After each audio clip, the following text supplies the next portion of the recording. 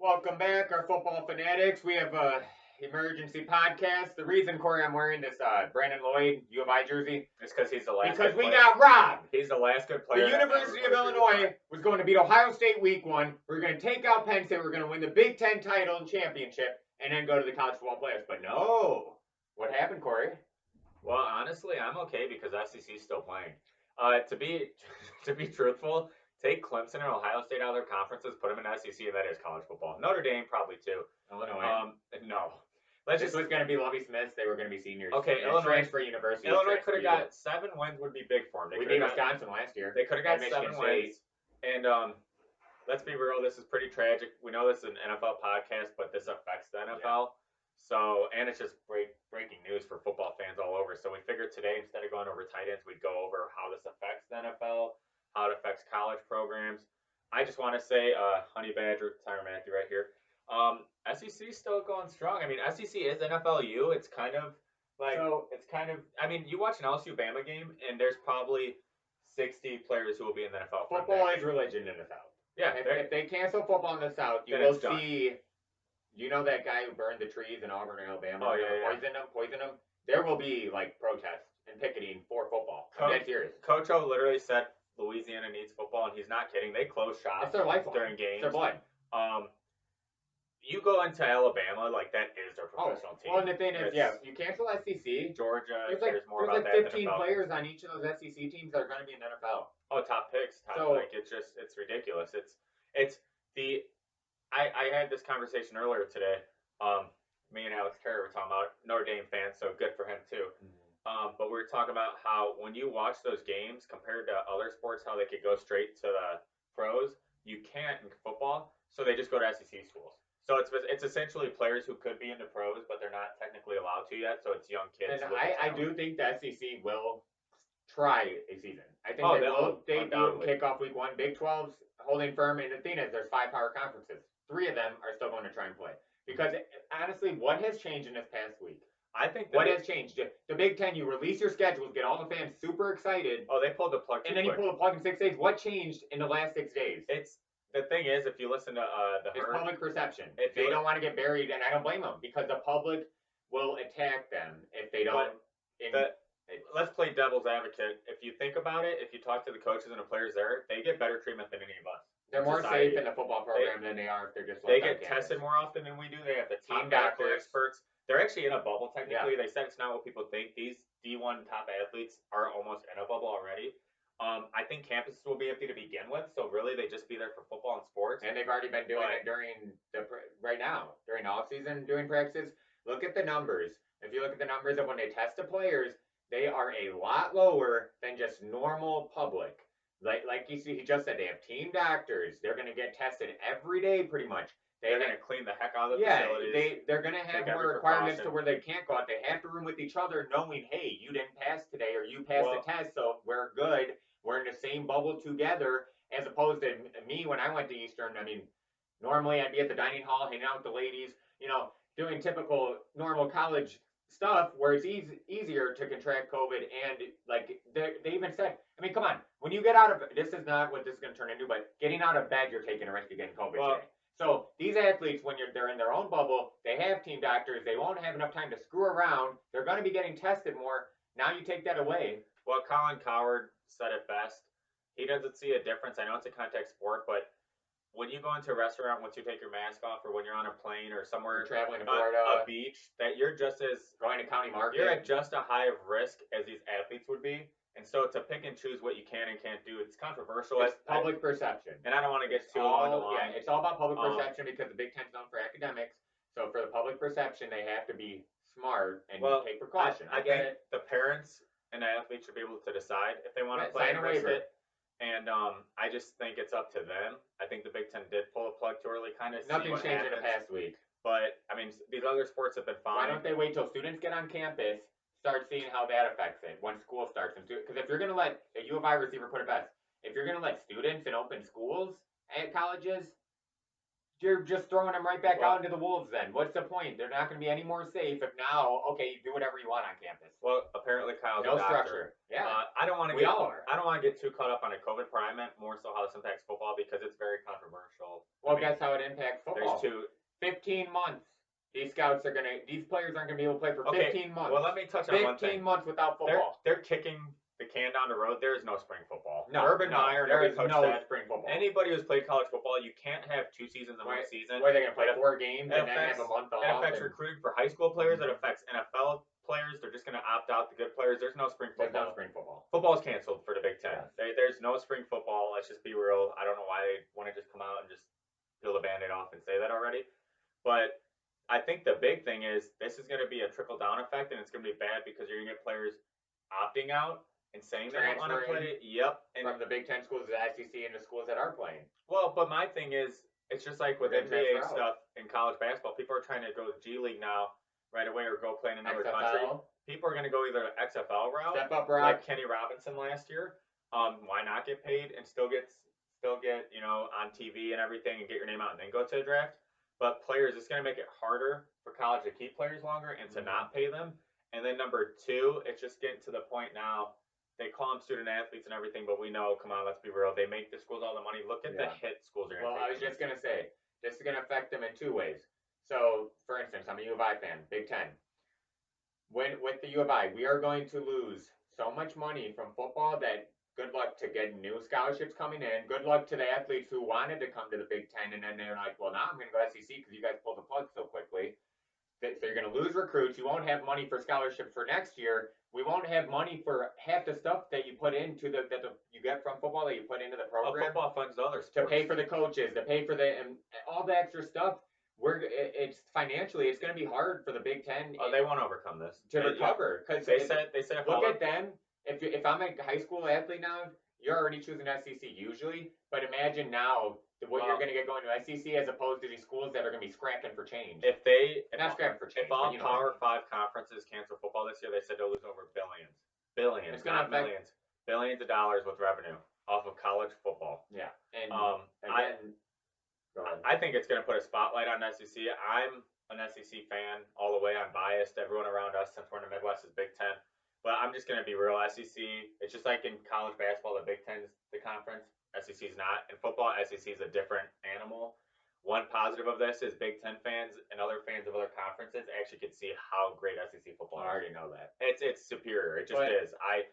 If they have SEC football, I'm fine. The big thing we need to touch on is think about this, though. For those kids, look at Justin Fields, man. Oh, yeah. For those athletes, they are going to have a whole year now. These are still kids where they're going to have to – they're not supposed to get paid, but now they're going to have to pay for these agents and trainers to train them for this and sports trainers and all this to keep them in shape and train them, which there's nothing like game shape, for the next year until they can go back into a draft. A lot of athletes came out and said it's a whole wasted year for them. You get athletes who are from bad environments and neighborhoods, and being on campus and having football year-round keeps them out of trouble. Keeps them disciplined.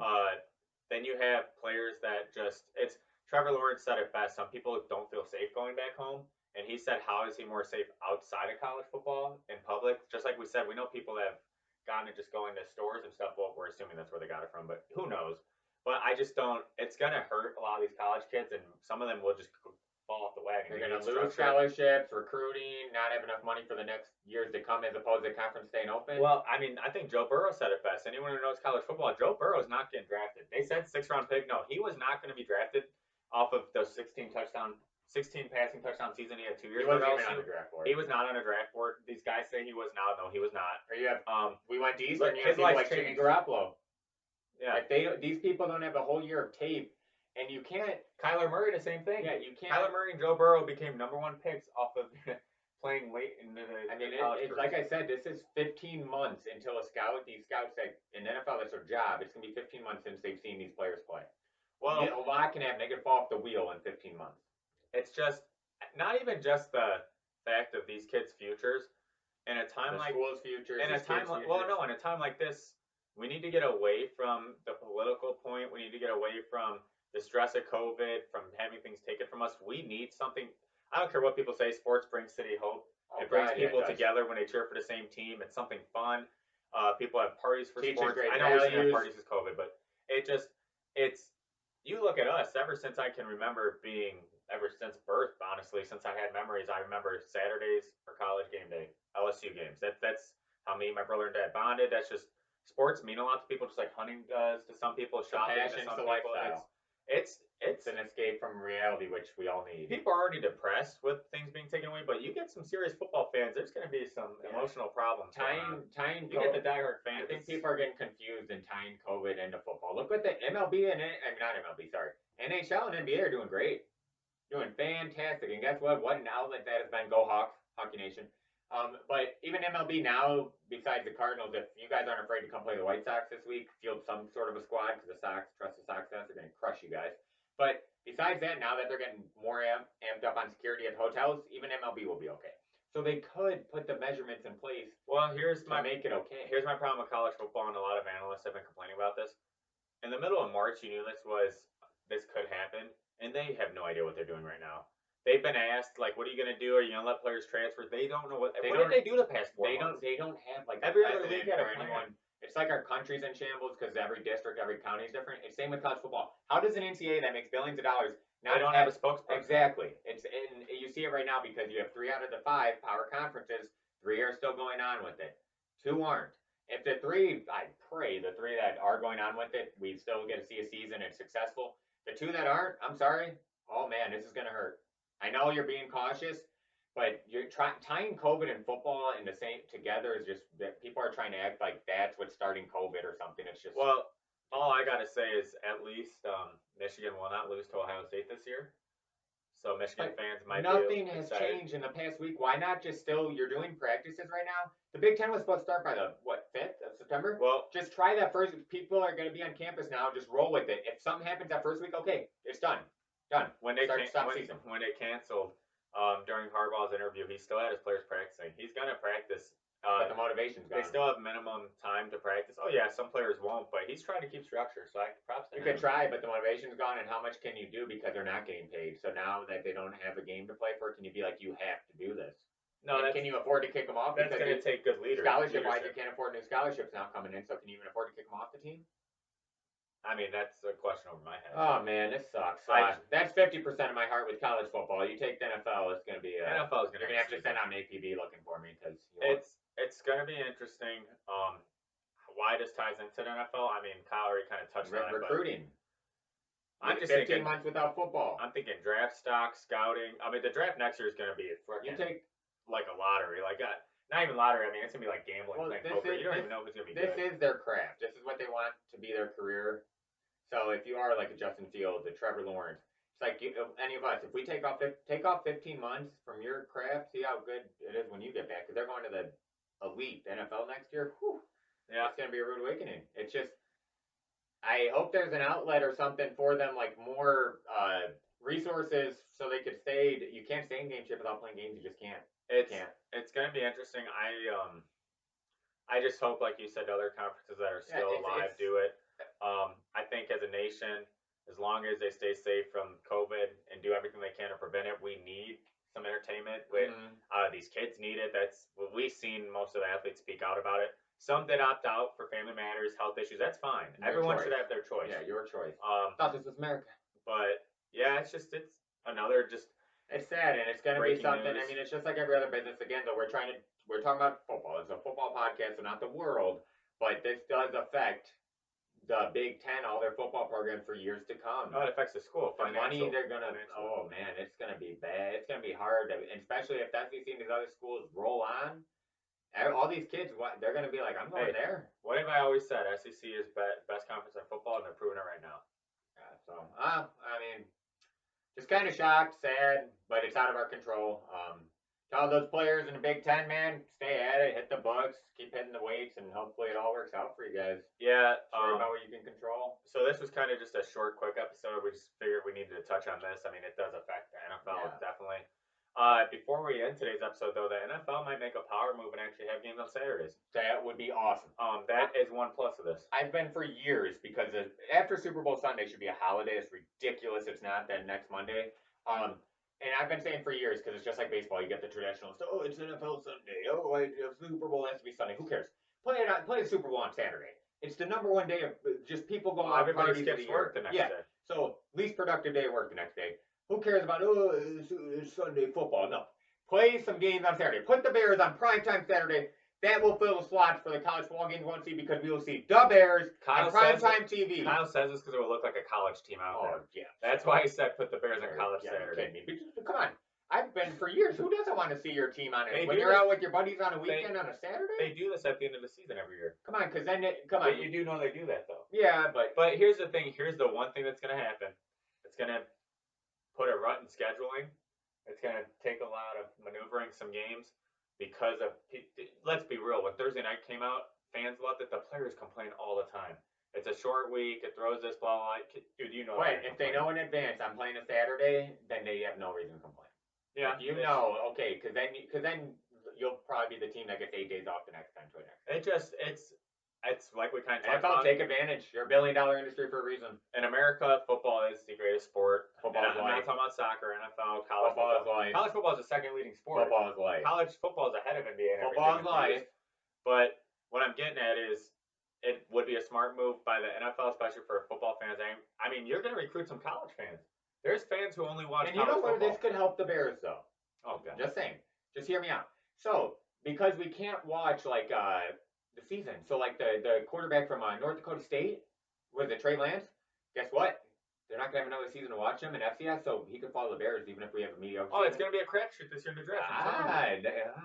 XFL can make a big move, too. The Rock knows how to entertain. Yeah, come on, Rock. This is when we need you, man. Kenny Robinson opened the door last year. Let's do it. XFL, NFL, SEC. And hey, maybe too on the opposite side, maybe they'll stop doing 95 bowl games like the look out your window bowl, the I woke up this morning bowl. That's the only way you guys get an extra game. You're an idiot. So maybe they'll stop doing that because this year, since it's going to be less teams playing, maybe we can get back to where maybe I think I like what Colin Cowherd said. Just do the college football playoffs. Maybe down the road expand it to 8 at most. And then maybe even do like a separate FCS playoff. So for the teams like Memphis, UCF. The thing is, every State. season you look at, if you watch college football last year, LSU, Clemson, Ohio State were significantly better in the fourth best. We wiped Oklahoma. I'm saying keep like just the New Year's Day bowls. So keep like 5 or keep like. How about just bowl games for the top 25? That's it. You would never see a bowl game. We beat Wisconsin last year. Dude, it's Wisconsin. We beat Wisconsin with Jonathan Taylor. That's all they do. He's going to be a Hall of Fame running back. Okay, and we beat them. We beat Michigan State when we were down by 20. Michigan State Lovie Smith brought the Bears to a Super Bowl and 2 NFC championships. And the transfer University of Illinois is going to win the Big Ten this year. And you all know it. And that's why we had to cancel. Are you kidding me? I am dead serious. We're reigning national champions. Undefeated, 7 top 10 victories, Heisman. Thank you. Okay, best you offensive still have line, a season best this year. receiver. You have a season. Best defensive back. Okay, but you still have a season. The Big Ten doesn't. You're dang right we do. We're repeating.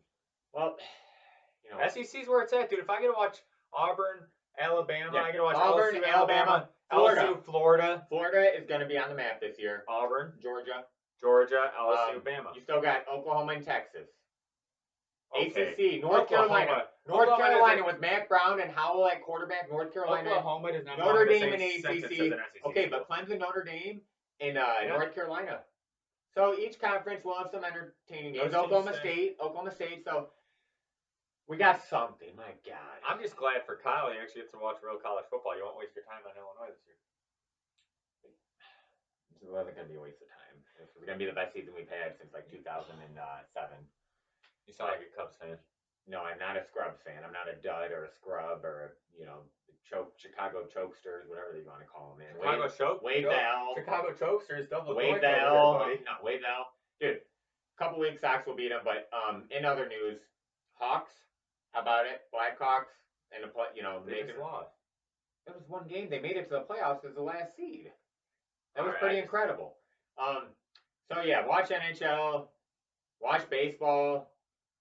For now, NBA's getting good. Dame time, so we got some other sports guys. Hot take. Dame time and Donovan Mitchell.